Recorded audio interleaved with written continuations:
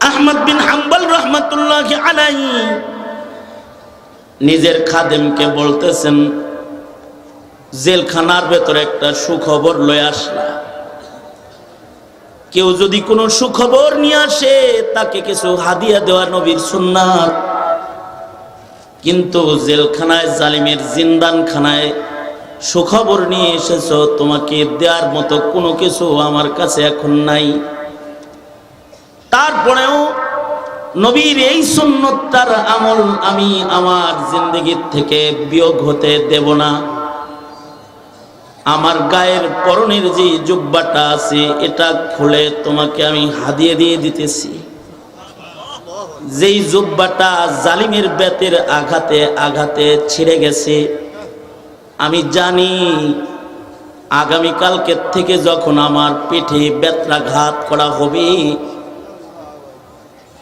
আজকে পর্যন্ত বেতের প্রতিটি বাণী আমার জুব্বার কাপড়ে লেগে কাপড় ছিঁড়েছে।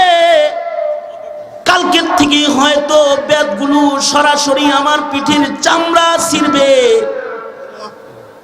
তারপরও পিঠের পরে জালিমের বেতের চাবুক নিতে পারবো, নবীর সুন্নত জীবন থেকে সরাতে পারবো না।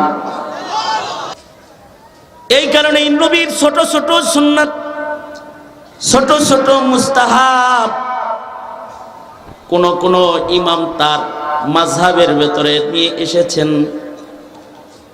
অর্থাৎ নবীজি জীবনে যে কাজটা একবার করেছেন, কোন ইমাম সেই কাজটাকেও নিজের মাযহাবে ঢুকাইছেন। এ কারণে যে আমার রাসূল যে জীবনে একবার জোরে আমিন বলেছে, এটা জমিনে জিন্দা থাক। তাই কোন ইমাম তার নামাজে জোরে আমিন বলেছেন। আমার নবী জীবনে কোন সময় হাত এভাবে উঠাইছেন। আমার নবীর জীবনের রফুল ইয়াদাইনের আমলটাও জীবিত থাক। এ কারণে কোন ইমাম সেটাকে নিজের মাযহাবে প্রবেশ করাইছেন। নবীজির প্রত্যেকটা সুন্নতের আমল যদি কেউ করতে চায় আর আল্লাহর পেয়ারা হতে চায়, তো মাযহাবী ইমামদের জিন্দেগি আর ফিকহের দিকে নজর করে তাকাইলে দেখা যায় আইম্মায়ে মুজতাহিদিন মাযহাবী যারা ছিলেন এরাই ওই জামাত যারা হুবহু সাহাবীদের অনুকরণকারী। সাহাবায়ে কেরাম যেমন নবীর অনুকরণ করেছে, তারাও নবীজির অনুকরণ করেছে।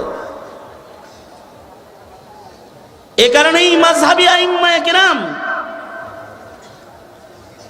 ছোট্ট থেকে ছোট্ট সুন্নতের মূল্যায়নকারী ছিলেন এবং এক ইমামের কাছে আরেক ইমামের সুন্নতওয়ালা জিন্দেগির খবরও ছিল। যেমন ইমাম শাফি রহমাতুল্লাহ আলাইহি মুবারক স্বপ্ন দেখে খুশখবরি দেওয়ার জন্য আহমদ বিন হাম্বলের কাছে খাদেম পাঠাইছেন যে যা বলো নবীজি স্বপ্ন যোগে তারে এই কথা বলছে। সুখবর নিয়ে খাদেম গেল। আহমদ বিন হাম্বল তখন জেলখানায় বন্দী আছে। জালিমের বেত্রাঘাতে ওনার পায়ের চামড়া ছিঁড়ে যায়, এমন জুলম আর নির্যাতনে আছেন। ওই সময় নবীর খুশখবর ইমামে শাফির পক্ষ থেকে খাদেম গিয়ে আহমদ বিন হাম্বলের কাছে পেশ করেছে। তুমি তোমার সিদ্ধান্তে অটল থাকো, এটাই সফলতার রাজপথ। সুখবরটা পাওয়ার সাথে সাথে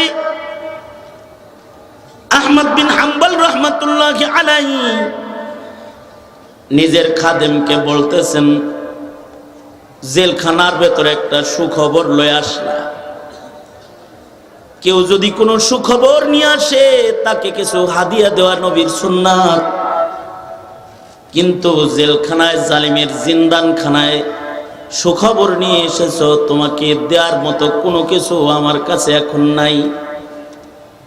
তারপরেও নবীর এই সুন্নতটার আমল আমি আমার জিন্দেগির থেকে বিয়োগ হতে দেব না।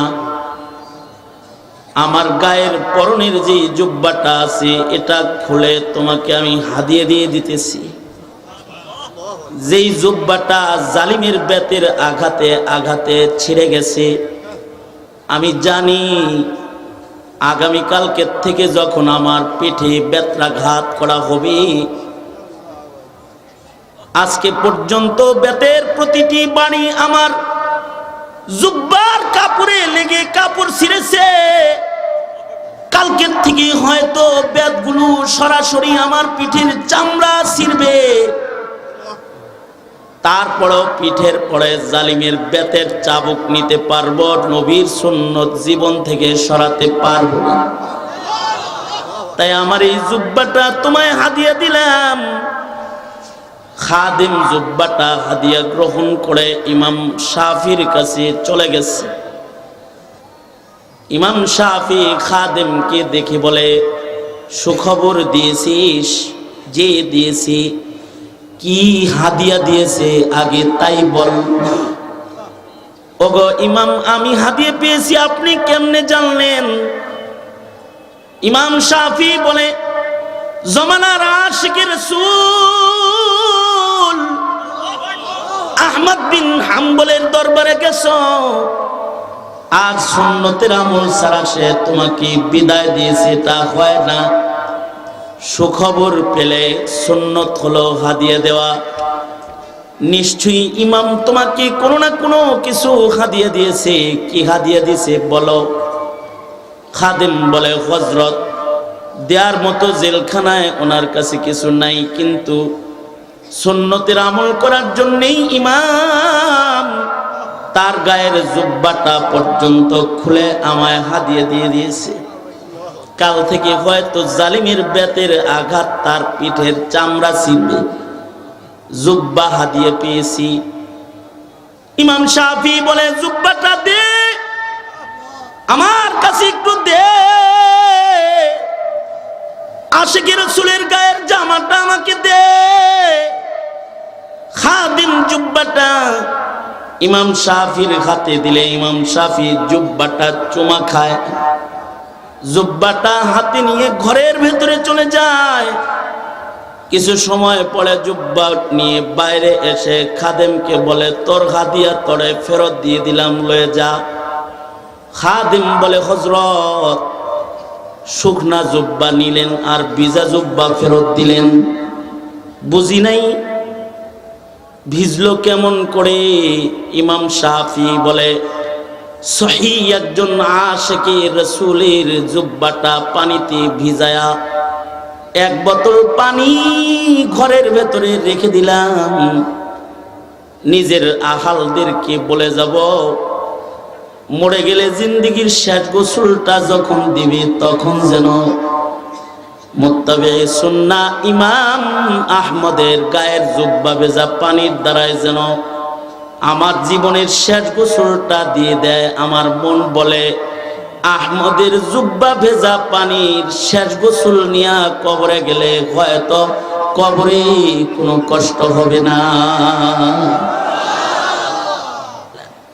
আহলুস সুন্নাতি ওয়াল জামাআহ, সাহাবায়ে কেরামের পরে আইম্মায়ে মুজতাহিদিন, মাযহাবী ইমামগণ সর্বোচ্চ নবীর অনুকরণকারী। আইম্মায়ে মুজতাহিদিনদের ভেতরে ওই ইমামের শরফ আর মর্যাদা উঁচু যিনি সরাসরি সাহাবী দেখেছেন, যেমন ইমামে আজম আবু হানিফা রাহমাতুল্লাহি আলাইহি, যিনি সাহাবীর সাক্ষাৎ লাভ করেছেন, সাহাবীদের সাথে মুলাকাত হয়েছে, হুবহু সাহাবী রং দেখে দেখে নিজের মাযহাব সাজাইবার মতো সুযোগ ইমামে আজমের হয়েছে। এ কারণে হানাফি মাযহাবের মাসাইলগুলো সুন্নতের বেশি কাছাকাছি, নবীজির সুন্নতের বেশি কাছাকাছি। কারণ তিনি তো হযরত আনাসকে দেখেছেন, রাআ আনাসান।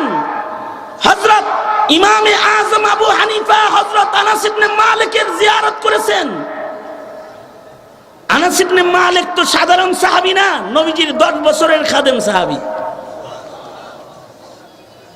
হযরত আনাস যখন 7 বছর বয়স হয়েছে, আনাসের মা ইতিহাসের পাতার, হাদিসের পাতার স্বর্ণাক্ষরে লেখা সেই আশিকা মহিলা রাসূলের খাঁটি আশেক উম্মে সুলাইমের সন্তান। তো উম্মে সুলাইম নিজের সন্তানকে নবীর মর্যাদা শিখাইছে। তুমি যদিও নবীর মর্যাদা তোমার সন্তানকে এখন শিখাও না, তুমি তোমার সন্তানের মাথায় টুপি পরায় দিয়ে এটা বলতে পারো না যে এটা নবীর সুন্নাত। এইটা পূর্বে ইহুদির পোশাক কিনে সন্তানরে পড়াইলা, পাঞ্জাবি কিনে নিজের হাতে পড়ায় সন্তানরে এটা বলো না যে এটা নবীর সুন্নাত, এটা পড়বি। তুমি সুন্নতের সাথে নবীর সাথে তোমার সন্তানের পরিচয় করাও না বটে, কিন্তু সাহাবীরা তো নবীর সাথে নিজের সন্তানের পরিচয় করাইতো। ছোট ছোট সাহাবী তারা ছিল আশিকে রাসূল, বাচপান দুধ খায় এমন সাহাবীরাও আশিকে রাসূল, কারণ তারা নিজের মা বাবার কাছ থেকে নবীর আলোচনা শুনেছে। এখনকার নবপ্রজন্ম ইহুদ নাসারার শিক্ষা এত বেশি পায় যে নবীর নাম তাদের কানে যায় না। সঙ্গত কারণে নবীর প্রেমে ডাক দিলে তাদের কণ্ঠে নবীর নাম উচ্চারিত হয় না। নবীর ইজ্জতের সওয়াল আসলে তারা ময়দানে বের হয় না, কারণ তাদেরকে নবীর পরিচয় দেয়া হয় না।